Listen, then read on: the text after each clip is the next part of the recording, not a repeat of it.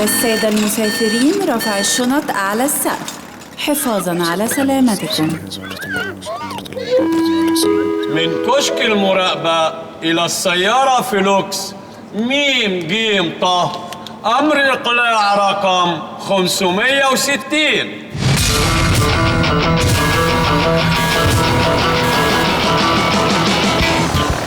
مفيش فكة.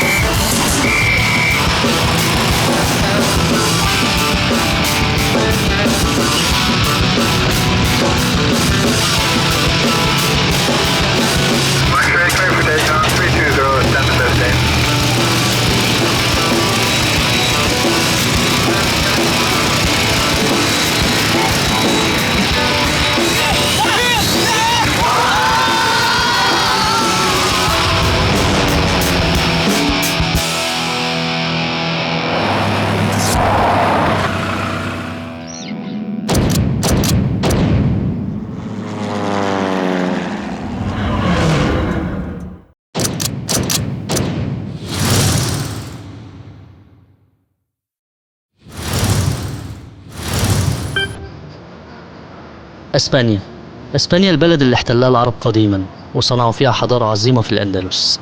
اسبانيا من الدول القليلة قوي اللي وانت ماشي فيها بتلاقي كل انواع المعمار القديم، لذلك اسبانيا بتعتبر متحف مفتوح. اللغة الاسبانية تعد من اكثر اللغات في العالم انتشارا. قارة امريكا الجنوبية باكملها تتحدث الاسبانية بسبب المستكشفين والمستعمرين الاوائل من اسبانيا والبرتغال. اسبانيا بلد الموسيقى والاكلات الحراقة جدا، بلد مصارعة التيران، والشواطئ الشهيرة حيث الشمس والرمال والاجساد السمراء اللامعة تحت الحرارة. بلد البايير اشهر اكل عندهم. بلد الماتادور والشاعر العظيم فريدريكو غارسيا والطاغية الشهير فرانكو. وعلى فكرة يا جماعة، برشلونة اللي الناس كلها فرحانين بيها دي واخدة الرمل بتاعها من مصر. كفاية اصلا على اسبانيا قوي انها دولة الكلاسيكو، حيث يتنافس في الدوري الاسباني لكرة القدم برشلونة، قلعة الكتالان، وريال مدريد. فيفا اسبانيا.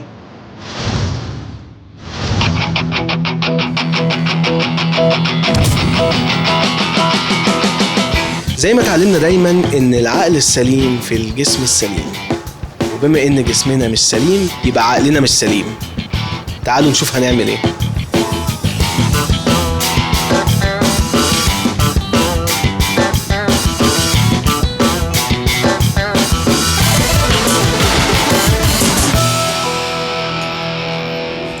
يا هشام كلم فهمي. يا هشام انا زهقت، انا بقرا جورنان بقالي ساعه طلع اسباني. ما ده جريدة الاسباني اليوم.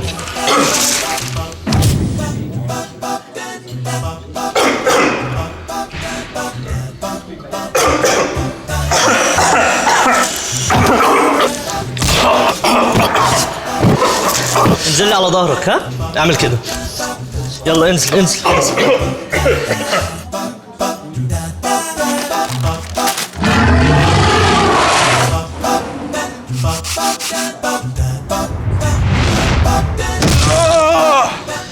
بقى كويس.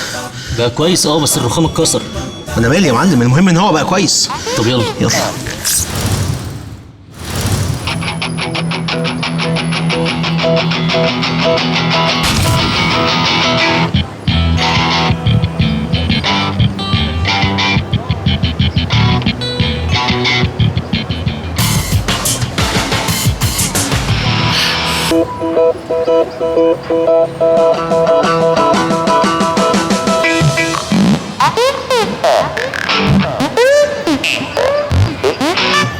هي دي الحديقة الدولية بقى.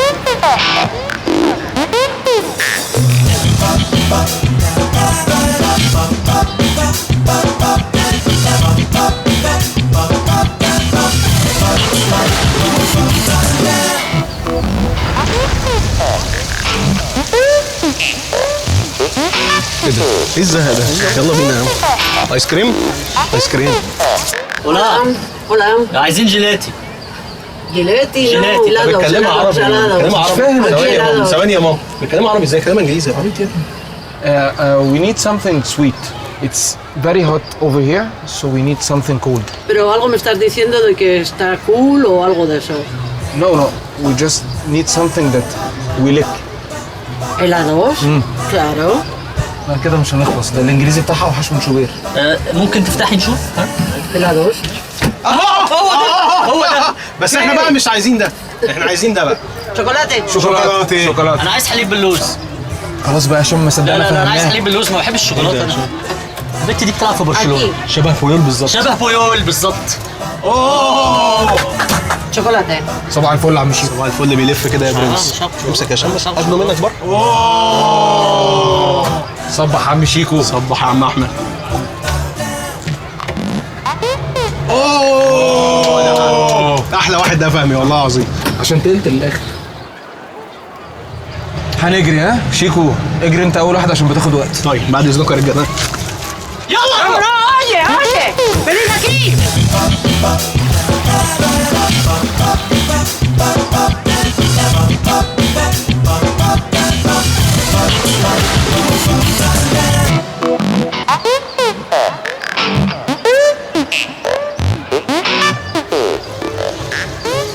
حرم البتاع ده.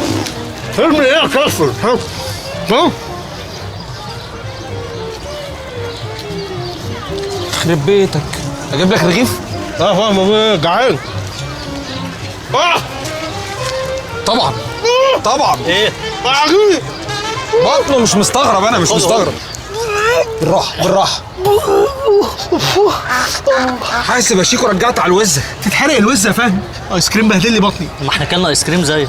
انت اكلت حاجه تانية النهارده؟ لا انا فطرت في الفندق بس، وكلت برجر وانا نازل بس، والشاورما اللي في الترانزيت. والشاورما بس، البيتزا اللي عند الراجل والبيتزا بس، وبرطمان النوتيلا صحيح مين فيه كل كيلو؟ انا بس، الكيكه اللي في الاتوبيس. والكيكه بس. كنتش كلت الايس كريم بصراحه. والله العظيم انا غبي. انت غبي بس. يلا.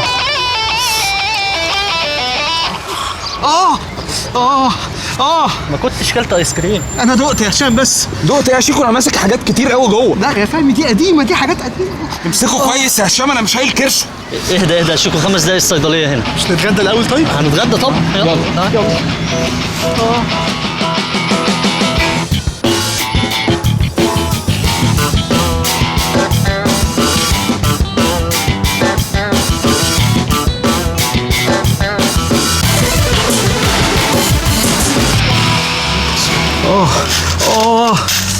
هي دي صيدليه انيستا وانيستا؟ هي عارف فهمي اي حاجه فهمي. يا دكتور، يا دكتور مش قادر يا دكتور، بطني ماي ستومك مش قادر. عنده تعنيه بس يا فهمي.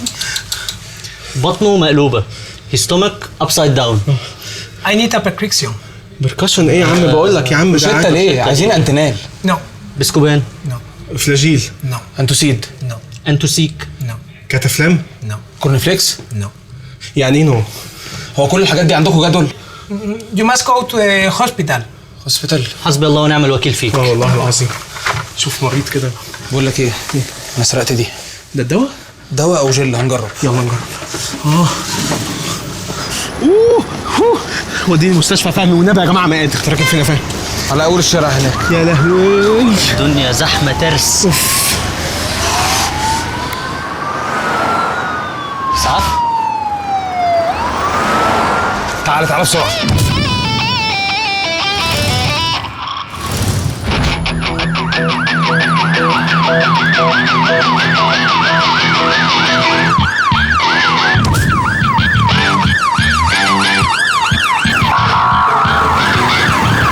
اسعاف يا بني ادم اسعاف.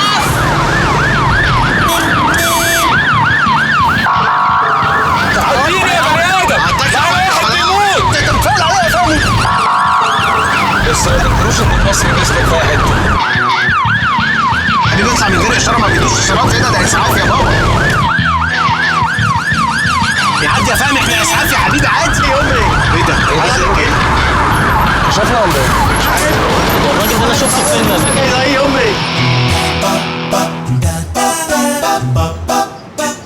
تخافيش ما تخافيش. اوريفيو. كان بيلعب كوره في الشارع ولا ايه؟ لا بسيطه ان شاء الله، بسيطه. طلعوا العيد ده. اجلس بقى اجلس. هيبقى زي الفل.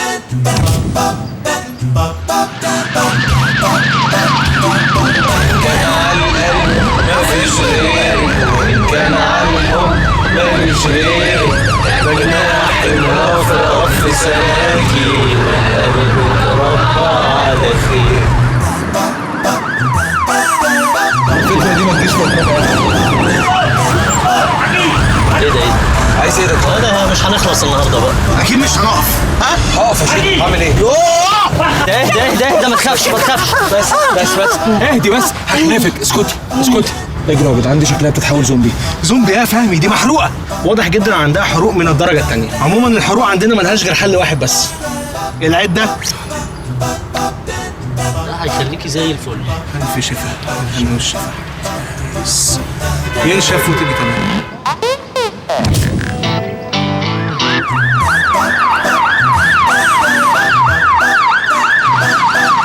بص الغرزه دي يا شباب. يا فهمي العب يا ملعب.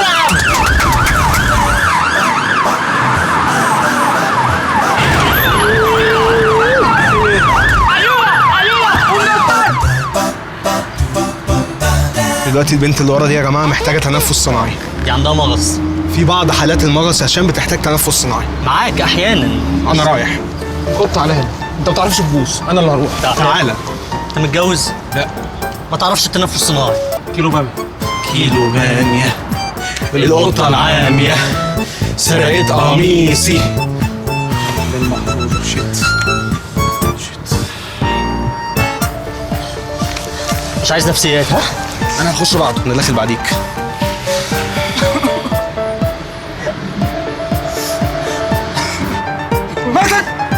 ماتت لا حول ولا قوه الا بالله. شفت اخرة الوساخه اللي انتوا فيها؟ دي اخرة حظي.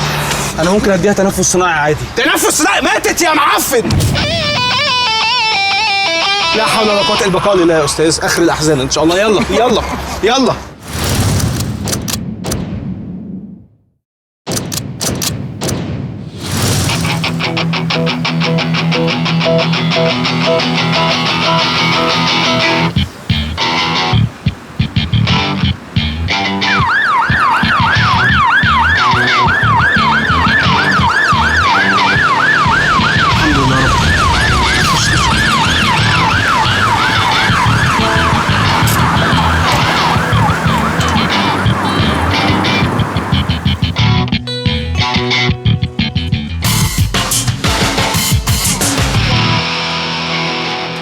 انضف مستشفيات هنا في اسبانيا. والله العظيم. الواد عبد الله ميزان الطاهر هنا.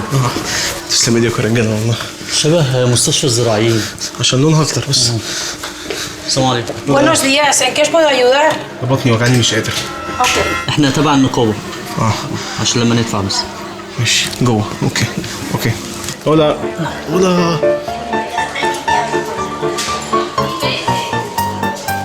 انت كويس؟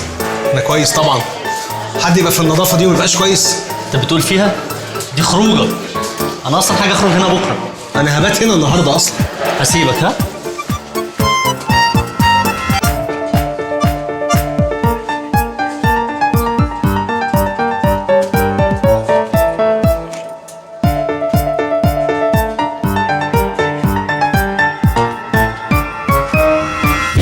يا مسبتي حقنة فولتارين.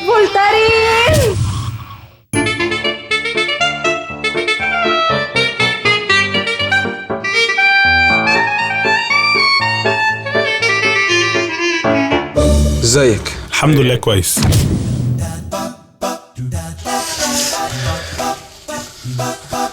اقعد بقى عايزك. هولا. How are you doctor? Fine?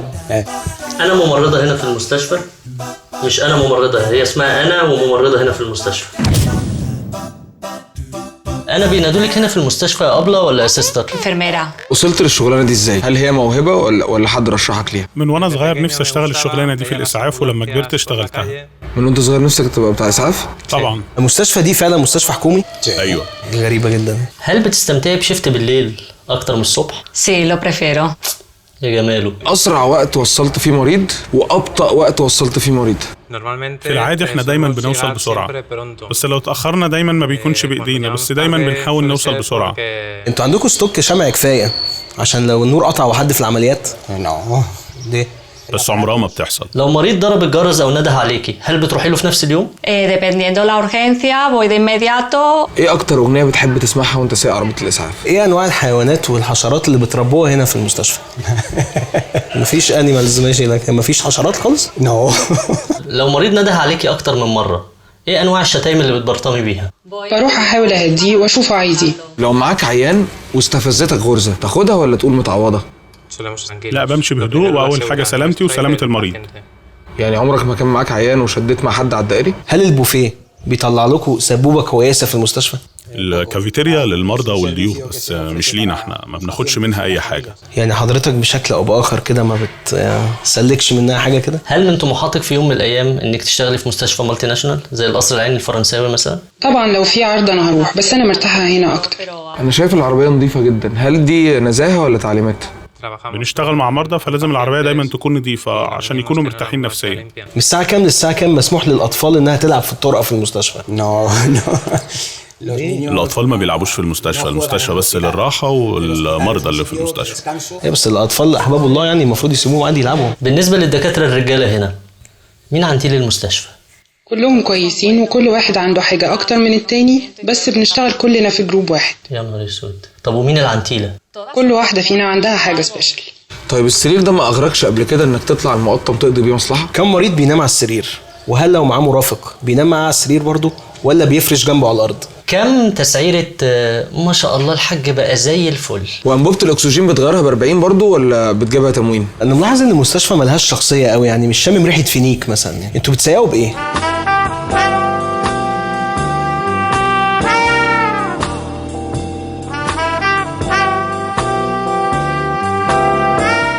لو عندك مريض غني وسنه فوق ال70 وفرصته انه يعيش ضعيفه، هل بتركزي في العرفي؟ ممكن ما يبقاش معاك عيان وتشغل السرير عشان تسلك في الطريق بسرعه؟ لا، لما بنروح بس نجيب المريض.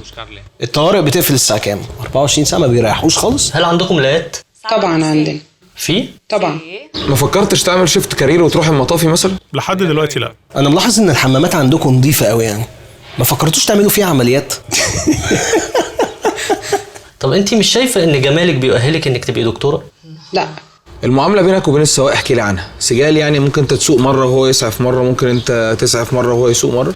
السواق بيسوق واحنا مهمتنا نسعف المريض. ايه انواع الاكسسوارات اللي بتنسوها جوه بطن المريض في العمليات؟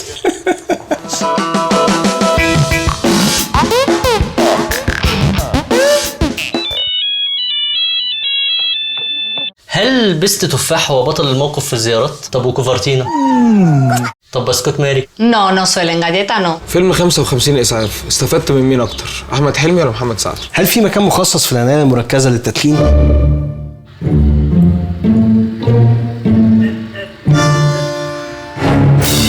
هل بتحمصوا السوداني في فرن التعقيم؟ انت هادئ بطبعك يعني ولا حصل حاجه الصبح مخليك هادئ؟ هل خلفيه الممرضه مهمه في اختيارك ليها؟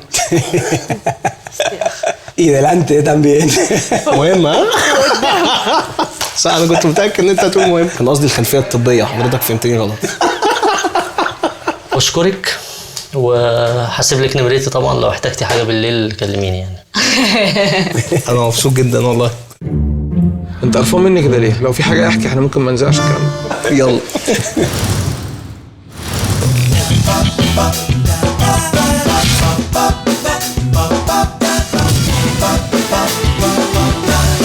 الاكل هنا تحفه، هيعجبك جدا. اخبار الاكل ايه؟ 100 100. جبت لك الولف ده لسه مذبوح حالا اهو. انا عايز لو عندك بقى تعملي شويه ولف كده فيليه. زيت وليمون ولا رده؟ لا، زيت وليمون. عامل. بس بقول لك ايه، لو سمحت من غير اي دهون خالص. من غير دهون. عندك هوت دوج؟ اعمل لك هوت دوج. اعمل لي هوت دوج. ماشي. كاماريرو. في شوربه؟ في شوربه عظم. شوربه عظم 2. كاماريرو. عندك ملح؟ ممكن ملح عشان كاماريرو. شكرا. ¿Qué es eso? ¡Perro! This is not yours. Table 4. ¿Y esto qué es? Your order, Doberman. Pero ¿te crees que yo he venido aquí a... Oye, deja de comer lo que estás comiendo. Vosotros también. ايه اللي بتعمله ده يا عم؟ Aquí están cocinando ده perro. اكل عيش يا عم، ده محل اكل عيش، انت بتعمل ايه؟ Pero estás loco que yo aquí vengo para pagar y comer comida, no comer perro. ¿Comida buena? Buena. ¿Buena? Sí. ¿Cómo va a estar buena la comida si eso es perro? كلها ¿Me لحمة. estás diciendo que esto es perro? كلها لحمة، ما بعترفش، كلها لحمة. No, no, no, no. لا لا لا، هو البول دوج بس اللي خطر على القولون، الباقي كله عادي. سمي وكل. ¿Comida buena? Buena. Buena عادي. Estáis locos, todos locos estáis. Yo aquí no te pago nada. ماله ده؟ ¿Comida buena? Buena.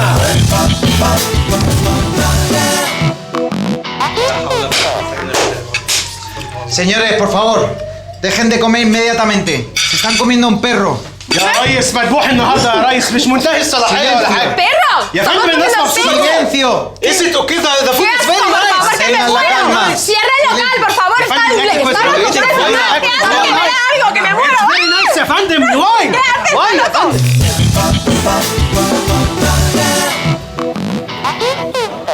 الشيف يعمل اللي هو عايزه في الاكل، يكتر المقادير، يقلل المقادير، يزود الملح، يقلل الفلفل، هو حر في خلطته الا النظافه.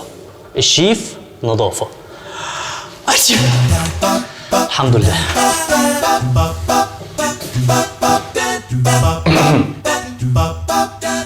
شفاكم الله وعافاكم. Can you help me with this؟ لحد بس ما افك حصر. Thank you very much.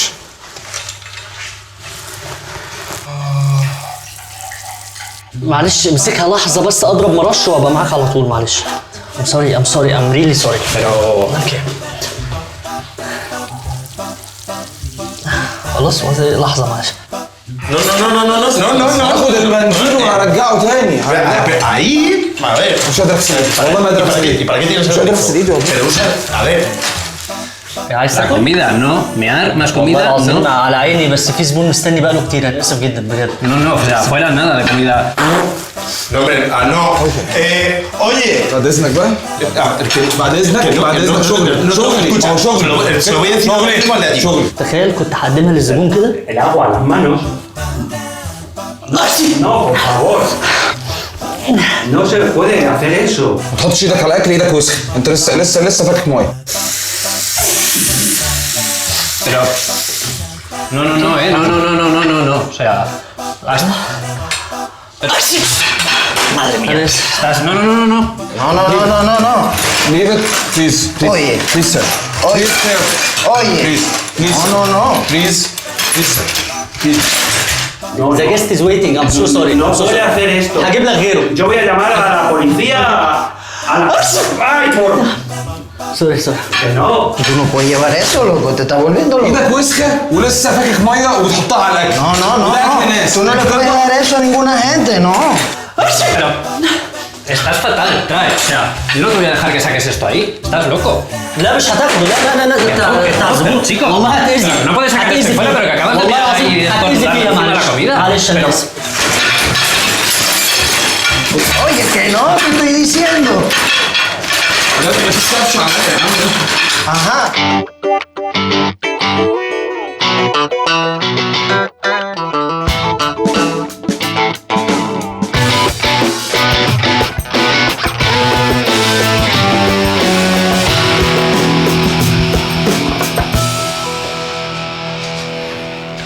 لو مراتك بتعمل لك اكل مش صحي مش مشكله، كل بره.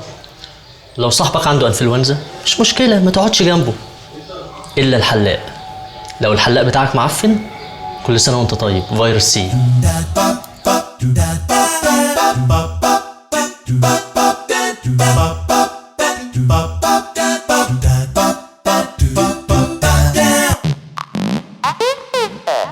هلو. Hola, buenos días. هير اور بيرد؟ ¿No está tu compañera? شعر ولا دقن؟ No, barra. حضرتك عايز تكملها قصه اميتاب باتشان دي هي ولا نعمل حاجه بقى على ذوقي كده؟ لا barra. ده بقى هعمل لك شعرك كمان. معلش ده هو لازم، ما دام جيت لنا المحل لازم تعمل شعر.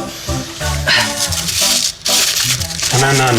Cógelo de ahí. لا ده نضيف والله. Que no. والله ما نفتش فيه. Que sí. Cógelo de ahí. ماشي يا عم نضيف، ماشي. عشان الدم يعني؟ No. ده راجل نضيف جدا في الحلقه قبلك. نضيف جدا والله، انا ضامن. No. مستخدمه بس نظيفه، مفيش حاجه مش مالها يا ريس؟ مالها؟ Que no, hombre. مالها؟ لا ده في زباين اصلهم بيتعوروا. No, ese no. واحد راح حلق رجع غويشه. عليها دم برضه، بس انا مش ضامنه بقى ده خالص بصراحه. sangre. هو مش هينفع. Sangre. كده انت تمام؟ Así. ماشي. Pero es barba, Barba. ماشي. بس حاجه كده. ايه المشكله؟ واكل بيض بالبسطرمه بالليل. Huele feo. بيض بالبسطرمه، ما بتاكلش بيض بالبسطرمه؟ لسه خارجه من غسيل حالا. انت اصلا املس، هتحلق ايه في دقنك؟ El pelo no. Hemos hecho la barba. هسرحهولك بس والله. بعمل لك كده بس. اونلي كده. No, اونلي كده. Sí, queda así. اوكي. ارسم لك دي بتاعت عمرو زكي، بتجيب قوي مع البنات بتوع معهد التمريض. Así. السقه بيحلى عندي هنا على فكره. Así. طول والله. روقك الاول شويه. ¿Qué vas a echar? ¿Qué vas a echar? Que no, quita eso, que no. Colonia no. حلقت قبل كده سيرجيو راموس وتوريس. كل دول زبايني. على فكره لو عملت الدوغلاس الخليجي ده No. هتبقى فظيع. Con cuidado, ¿dónde vas, hombre? ¿De dónde vas? Que si no llama al jefe y me voy, si no me piro. لا ده اصلا كان في زبون قبليك السلاح طول بس شويه بس لا. انا اكيد لا مش هحلق لك بيه كده طبعا. هو يا سيدي. Mira, ahí tienes cuchilla, coge otra nueva, anda. Quita eso y coge otra nueva. ده اخر واحد هنا والله. No. Pero ten un poco de cuidado, por favor, hombre. بس مع عمرو دياب على طول. Que quita. ماشي خلاص. يعني انا هزيك. Yo confío mucho en ti, pero me lo cambias. Que انا no. هزيك. You have AIDS? No. Okay, good. The other زبون have AIDS. Eso es una barbaridad. No. ايه في مالك؟ ¿Qué haces? ¿Qué haces? No, yo que no me he movido, te has venido tú. Fix. Me has venido y me has cortado. ايه اللي عملته بمناخيرك ده دلوقتي؟ عايز ايه؟ في ايه مالك؟ Pero que me has cortado, ¿qué haces? يا ريس مفيش امراض هنا، مفيش حاجه زي الفل. Quita. استنى بس. شفت انت عملت في وشك ايه؟ شفت عملت في وشك ايه؟ خلاص اتفضل مش هحلق لحد. نحط لك كولونيا كمان اهي. Que no, ya, hombre. هتمشي في الشارع كده يا اهبل.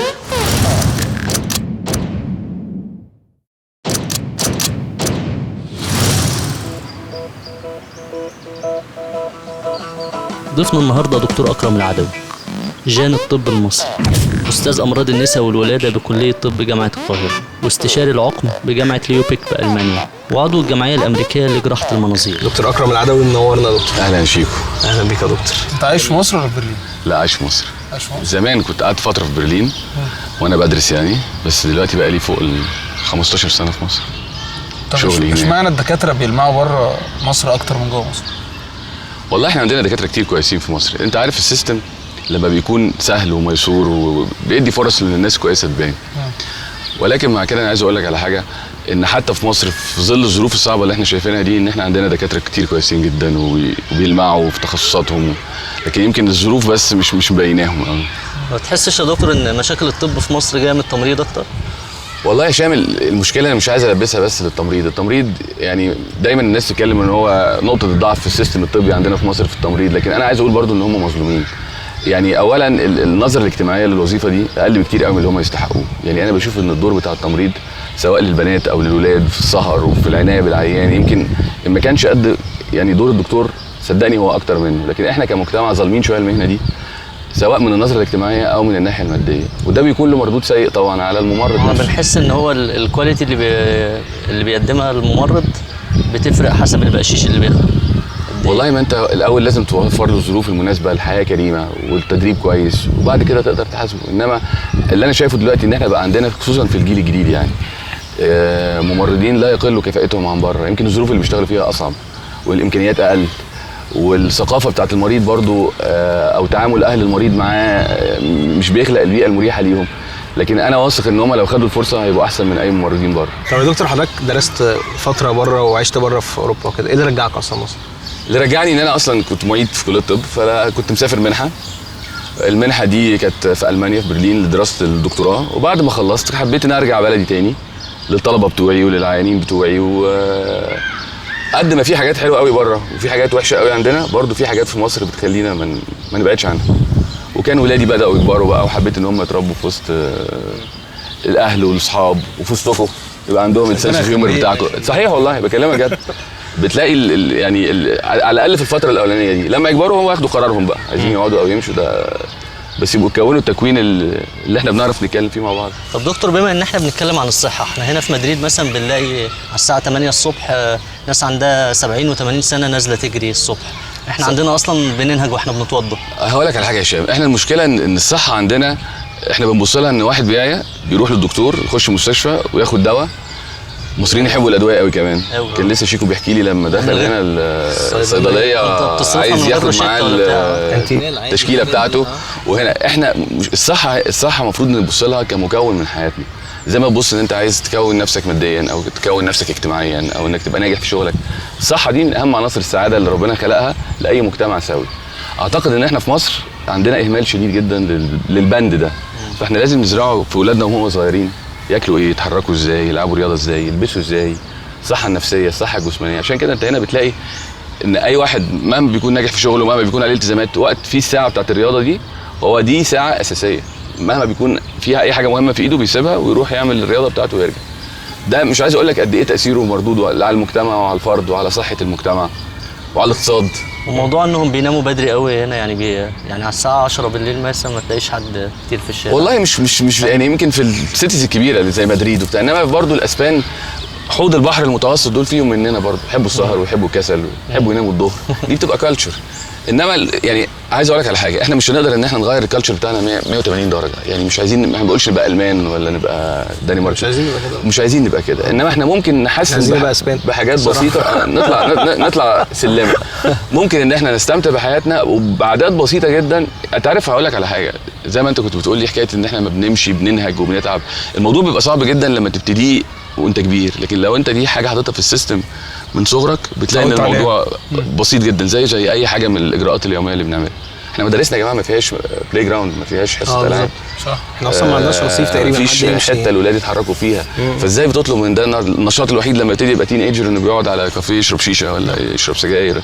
اديله البديل وهتلاقي الموضوع ده فرق جامد قوي. ودكتور، احنا دخلنا هنا مستشفى حكومه، ليه مستشفيات الحكومه في مصر الداخل مفقود والخارج مولود؟ لا هقول لك على حاجه، انا مش حابب اقول كده. يعني انا هديك مثل على المستشفى اللي انا اتربيت فيها وتعلمت فيها، القصر العيني. القصر العيني بيخشوا 2 مليون مريض. الامكانيات تقريبا ما عدا الامكانيات البشريه، يعني دكاتره هايلين، التمريض هايل، الامكانيات الماديه عندنا محدوده جدا. يمكن الميزانيه بتاعته متواضعه جدا وبنعتمد على التبرعات. نفسي تشوف قدر الخدمه الطبيه اللي بتطلع من مكان زي ده مع الريسورسز بتاعته. عشان تقدر تقارن مقارنه فير وعادله لازم تشوف الريسورسز الموجوده ايه والمنتج اللي بيطلع ايه. احنا محتاجين نزود، ديفنتلي محتاجين. المفروض ده بقى كلام في الدستور الجديد بتاعنا اللي احنا كلنا جرينا ومضينا عليه ووافقنا عليه. يا ريت بقى نحس بيه ان احنا نزود ميزانيه الصحه، وان احنا نزود ميزانيه التعليم، وان احنا نزود ميزانيه الرعايه الصحيه. لما يحصل الحاجات دي كلها تقدر ساعتها تحاسب المستشفيات الحكوميه. طب ليه يا دكتور اصلا الضرايب اللي الناس بتدفعها في شغلها والتامين اللي بيتخصم منهم ما بيشوفوش في علاجهم بعد كده؟ هقول لك ليه. لان احنا اللي بيدفعوا الضرايب فئه قليله جدا. الشعب بتاعنا كله اغلبه، التعميم غلط، ما بيدفع. في مشكله كبيره جدا في موضوع الضرايب. انت عندك اندر جراوند ايكونومي في كل حاجه. في الدروس الخصوصيه، ميزانيه الدروس الخصوصيه قد ميزانيه التعليم 10 مرات. العلاج الحر ميزانيته قد العلاج الدوكيومنتد 10 مرات. معظم التجار، معظم المصانع الميديوم سايز، كل دي الناس ما بتدفعش ضرايب. الشعب بيحب في حته فتي كده في الادويه. يعني شايف ان فتي في كل حاجه شيك والله. بس في الادويه هم عندهم تطلعات طبيه المصريين عموما. في عده السفر، الانتينال والانتيبيوتكس والحاجات اللي مش عارف ايه الحاجات دي. شايف ان ومجموعه البرد ومجموعه الاسهال. انا لسه فاكرك فتيه بره بتاعت الذهب. لسه بقول له الذهب بيقلل الخصوبه عند الرجاله، قال لي ايه الفتيه ده مش حقيقي؟ ها؟ لا قطعا مش حقيقي. لا. طب الفتي بتاع المريض المصري ده بيظلم بيخلي الدكتور ساعات يتحط في موقف. لا انا عايز اقول لك هو كل الاطراف مظلومه. المريض مظلوم لان الدكتور ما عندوش الوقت الكافي ولا الطاقه الكافيه انه يشرح له حالته. والدكتور في اغلب الامور برضه بيعاني من المريض، بيستقي يعني معلوماته الطبيه من مصادر بتكون مضلله وتخليه مجهده للعيان ومجهده للدكتور نفسه. يعني انا هقول لك على حاجه، مثلا في امريكا لما تلاقي واحد عنده سكر او واحد عنده ضغط او واحد عنده القلب، انا مش عايز اقول لك ان المعلومات الطبيه اللي عنده والله ساعات بتبقى احسن من دكاتره ممارسين عامين او اطباء باطنيين عندنا. المريض بيقرا وبيعرف، وده مش بس عشان يجهد الدكتور او ما يجهدوش. خلي بالك ان المريض لما بيعرف طبيعه المشكله الصحيه اللي عنده بالتريمنج لبعض الصفات او بعض العادات اليوميه اللي بيعملها ممكن يحل 60-70% من المشكله. فاحنا محتاجين توعيه صحيه على كل المستويات. يعني هو ساعات المريض بيبقى شغال ضد الدكتور على طول. ده هقول لك على حاجه لطيفه بقى. ساعات العيانين لما يجوا لي عندي في المستشفى او في العياده تبتدي تشتكي لك بامراض مش عندها عشان تهتم بيها اكتر، مش فاهم انك هتوديها في داهيه، فاهم انها كل ما تبقى تعبانه وزعلانه اكتر كل ما انت يعني هتتوصل بالشغل زياده شويه. تقريبا مرضى حضرتك يعني بتعمل كانها ست عادي اللي هو توصل بالزبون يعني. طب ايه الحكمه يا دكتور في ان واحنا صغيرين كل ما نروح لدكتوره المدرسه تدينا ريفو حتى لو عندنا اي حاجه تانية؟ انا كان اسكين يمكن انت ريفو تاخد بقى حاجه بالنعناع مش فاكر كانت ايه. لا احنا عندنا معتقدات زي ما كان شيكو اسبرين كوبايه شاي يعني في عندنا بعض دي موروثات على فكره في البن والجورنال في الكالتشر الجورنال اللي في صدرك. موضوع ان الواحد عينه تطرف تقعد تنفخ له فيها ده لا ده على حسب بتنفخه لمين بقى. بس بتنفع على فكره. طب حركه الظهر دي كده دي اللي هو تطلع له ظهره. بص الطرقعه بتاعت اي جوينتس مضر. ساعات تلاقي واحد بيطرقع صوابعه ويطرقع كتافه المفروض الواحد يعني خصوصا لو حد قاعد على مكتب فتره طويله او راكب طياره فتره طويله او شغله بيتطلب منه وقوف، طباخ، جراح، عسكري، انه يعمل بعض التمارين ستريتشنج جسمه. انما طرقعه الجوينت اللي انت بتعملها دي عارف دي بتعمل ايه؟ الطرقعه دي بتطلع ازاي؟ السائل اللي هو جوه الجوينت ده بيطلع بره الجوينت والعظم يحك في بعض. فاللي بتعمله ان انت تبتدي الجوينتس بتاعتك يحصل فيها دامج للناس اللي متعوده كده. دكتور اكرم حضرتك مش شايف ان التعليم الخاص في الطب حضرتك شايف اصلا مش شايف ان انا حران أوي. انا مش شايف حضرتك اصلا مش شمس. ما تيجي نرجع ورا شويه؟ يا ريت والله. نشيل ولا ايه؟ نشيل قدامي يا حبيبي. انت ممكن تشيل لوحدك اصلا. تشيل بايد واحده تستعبط. اللهم صل على النبي ما شاء الله. بس هنا تعالى بقى كده كويس ولا ايه؟ تعالى انتوا تكسر الشمس. طب يلا شيل بس كده.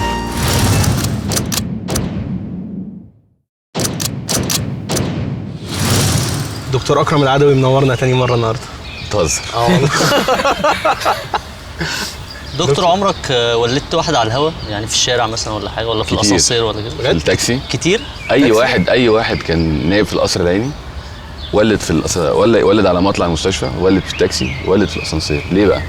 لان انت بيجي لك العيانه مستويه وفي منهم ناس يعني على قدهم وما بقاش متابعين حمل، تيجي في اخر لقطه تاخد البيبي من التاكسي. مره انا ولدت تريبلت 3 في مدخل المستشفى على قدام باب التاكسي والعيانه داخله. لا والله يمكن من 15 سنه.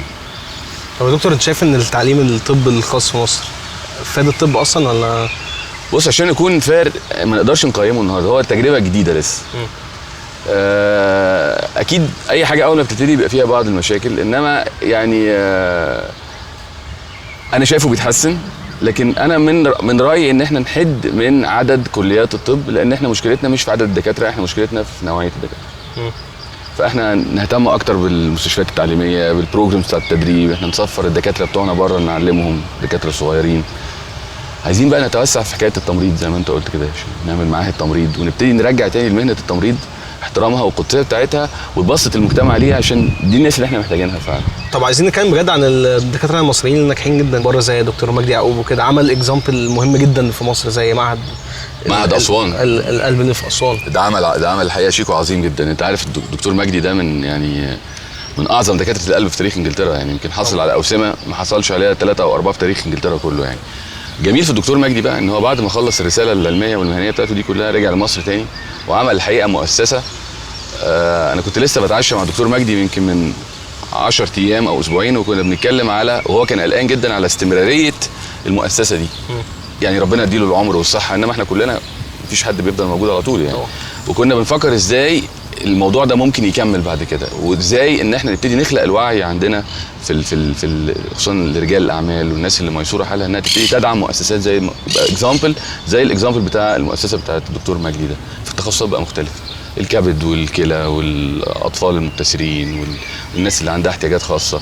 هو ده اللي هيعمل النهضه. خلي بالك ان الدول المتقدمه في امريكا واكبر الميديكال سكولز جونز هوبكنز اللي احنا بنبص لها دي كلها ابتدت ان كان في ناس بتعمل لها سبسيدايزنج وفاندنج من رجال الاعمال. احكي لك على حاجه لطيفه جدا. في ولايه اسمها اوريجون ستيت في امريكا. الولايه دي منها الراجل بتاع نايكي، ابتدى موظف صغير وبعدين جات له فكره انه يعمل جزمه نايكي، وبعدين هيز تريليونير يعني رانك من اغنى الناس اللي في العالم يعني. وطلع قال ان في ديزيز معين احنا هنعمل حمله لعلاج الديزيز ده، لو انتوا قدرتوا تلموا 350 مليون دولار انا هدفع 350 مليون دولار قدهم. في خلال اسبوع كان في 3 أو 4 كامبانيز من بتوع السبورتس وير عملوا ريزنج ل 350 مليون دولار، وهو حط 350 مليون دولار وعملوا انستيتيوت لعلاج مشكله صحيه اللي بتيجي للاطفال. هو ده الكالتشر اللي احنا عايزينه يبقى موجود عندنا. دكتور اكرم، عندهم هنا في اسبانيا مستشفيات الحكومه تقريبا في نظافه بالظبط المستشفيات الخاصه. الملاحظه مهمه جدا يا هشام، برافو عليك ان انت بتقول الموضوع ده. احنا عندنا دايما انطباع ان الحاجه اللي الحكومه بتقدمها لازم يبقى مستواها اقل، او الحاجه ان الغلبان بياخدها، او مش بلاش الغلبان اللي مش قادر امكانياته الماديه انه يخش مستشفى استثماري انه لازم ياخد خدمه اقل. الحقيقه ده مش موجود في الكالتشر الاوروبي خالص. ويمكن المانيا، وانتوا كنتوا لسه بندردش على المانيا او اسبانيا، من اقدم النظم اللي فيها نظام تامين اجتماعي وتامين صحي يمكن فوق ال 100 سنه. لو دخلت مستشفى تبع الحكومه او تبع التامين الصحي زيها زي اغلى مستشفى. وده الكالتشر اللي احنا عايزينه يبتدي يكون موجود في مصر، ان احنا مش عشان بندي حد مش قادر حاجه ان الحاجه دي لازم تكون درجه ثانيه او درجه ثالثه، سواء سيرفيس او سلعه او خدمه او تعليم او علاج. اوكي، طب سؤال اخير، لو عملوا في مصر زي امريكا كده ان الحامل اللي تيجي في امرجنسي او حاجه تولد ببلاش، هنعمل ايه في مصر؟ احنا عندنا قانون فعلا في مصر بيلزم كل المستشفيات الاستثماريه وكل العيادات الخاصه ان لو واحده اي طوارئ مش بس ولاده، انت ملزم ان تقدم الخدمه الطبيه على اعلى مستوى. وبعد كده بيحصل يعني شوف الحساب ده هل الحقيقي اللي هيدفعه او في جهه تتابع او بس ما بيتنفذش الكلام ده. للاسف ما بيتنفذش، او في معظم في كتير من الحالات ما بيتنفذش. هرجع واقول لك تاني، هي ثقافه عند الدكتور وثقافه عند المريض، ثقافه برضه ان العيانه ما تستهبلش وتفضل قاعده جنب المستشفى لحد ما تيجي تولد عشان تاخد شقه قدام المستشفى. يا دكتور انت نورتنا والله. حبيبي ثانك يو، انا استمتعت بيكم وحياه ربنا احنا تعبناك المشوار والله بجد. بالعكس يعني انا استمتعت بالقعده معاكم وبالكلام معاكم. بما انك رياضي زينا تيجي نقوم نجري شويه؟ قوموا انتوا بقى. يلا بينا هنغير دلوقتي يلا بينا. اتفضل. انت قاعد ها؟ كده ولا كده؟ سلام يا دكتور. ماشي باي.